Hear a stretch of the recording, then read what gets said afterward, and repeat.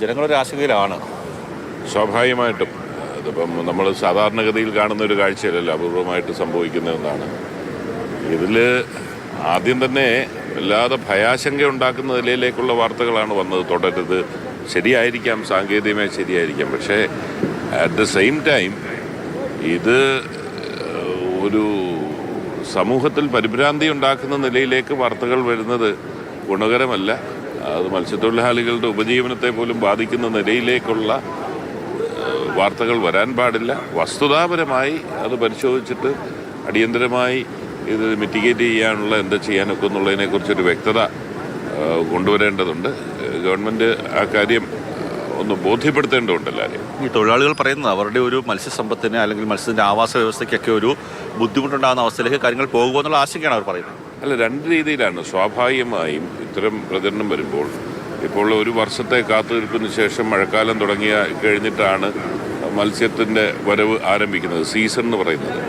ആ സമയത്ത് ഇങ്ങനെ ഒരു അപകടകരമായ ഹാനികരമായ വസ്തുക്കൾ ഇങ്ങനെ കടലിൽ കലർന്നു എന്ന് പറയുമ്പോൾ അത് മത്സ്യസമ്പത്തിനെ എങ്ങനെ ബാധിക്കും എന്നുള്ളതിനെക്കുറിച്ച് വിദഗ്ധരാണ് പറയേണ്ടത്.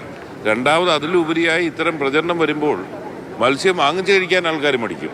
ഈ മത്സ്യത്തൊഴിലാളികളുടെ ആകെ ഒരു 3 മാസക്കാലം അവർക്ക് കിട്ടുന്ന സമയത്ത് ഇതുണ്ടായത് വളരെ ദൗർഭാഗ്യകരമായി അവർക്കൊരു ഒരു ഒരു ഈ പറഞ്ഞതുപോലെ സമാധാനം അല്ലെങ്കിൽ വസ്തുത പുറത്തു കൊണ്ടുവന്ന് ആശങ്ക മാറ്റേണ്ട നടപടികൾ ഗവൺമെൻറ്റും എല്ലാവരും ചെയ്യേണ്ടതുണ്ട്. അതെ, മുൻ മന്ത്രി കൂടിയായിട്ടുള്ള ഷിബു ബേബിജോൻ്റെ വാക്കുകളാണ് നമ്മൾ കേട്ടത്. നമുക്ക് ഷാനസ് തീരത്തേക്ക് പോകാൻ തോന്നുന്നു. കാര്യം തീരത്ത് ഈ കണ്ടെയ്നറുകളുടെ തെർമോക്കോൾ പൂർണ്ണമായിട്ടും തീരമേഖലയിൽ അടിഞ്ഞിരിക്കുന്ന ഒരു അവസ്ഥയാണ് നമുക്ക് കാണാൻ സാധിക്കുന്നത്. ഈ പ്രദേശത്താകെ ഓരോ ശക്തികുളങ്ങര ആയാലും മറ്റു പ്രദേശങ്ങളിലൊക്കെ തന്നെയായാലും ഈ ഇത്തരത്തിലുള്ള ഈ കണ്ടെയ്നർ തകർന്ന് അതിനകത്തുണ്ടായിരുന്ന തെർമോക്കോൾ പൂർണ്ണമായും കടൽ തീരത്ത് അടുത്തിരിക്കുന്നു. അതുപോലെ തന്നെ ഈ ഇന്ധനം സൂക്ഷിച്ചിരുന്ന ക്യാനുകളൊക്കെ തന്നെ കടൽ തീരത്തേക്ക് ഒഴുകി വരുന്നു. പല സ്ഥലങ്ങളിലും ഇത് ഈ ദൃശ്യങ്ങൾക്ക് സമാനമായ രീതിയിൽ തന്നെയാണ് കൊല്ലം തീരത്തിൻ്റെ വിവിധ ഭാഗങ്ങളിലൊക്കെ തന്നെ ഇങ്ങനെ കണ്ടെയ്നറുകൾ അടിഞ്ഞുകൂടിയിരിക്കുന്നത്. ഇതെല്ലാം കാലിയായിട്ടുള്ള കണ്ടെയ്നറാണ്. കാലി അല്ലാത്ത കണ്ടെയ്നറുകളിലൊക്കെ തന്നെ താഴേക്ക് ഈ ആലപ്പുഴയുടെ ആയാലും കൊല്ലം തീരത്തിൻ്റെയൊക്കെ ആയാലും ചെളി ഉള്ള പ്രദേശമാണ്, ചെളി അടിഞ്ഞുകൂടുന്ന പ്രദേശമാണ്. അതുകൊണ്ട് തന്നെ ഈ താഴേക്ക് ഈ കണ്ടെയ്നറുകൾ ഭാരമുള്ള വസ്തുക്കളുമായി വന്ന കണ്ടെയ്നറുകൾ പതിച്ചിട്ടുണ്ടാകാം.